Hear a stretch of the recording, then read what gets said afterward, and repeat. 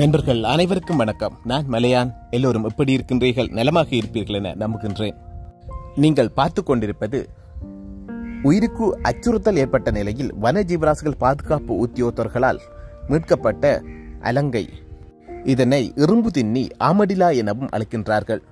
இவை ஆசியாவின் வெப்பமண்டல காடுகள் மற்றும் வறண்ட பாலைவனங்கள் உள்ளிட்ட பல்வேறு வாழிடங்களில் காணப்படுகின்றது. இவை அரிதாகவே காணப்படுகின்றது. இதனுடைய உயிர் வாழ்க்கைக்கு பல்வேறு அச்சுறுத்தல்களும் காணப்படுகின்றது.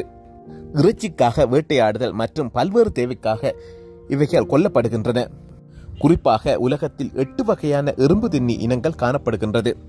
ஆசியா கண்டத்தில் மாத்திரம் 4 வகையான இனங்கள் காணப்படுகின்றது.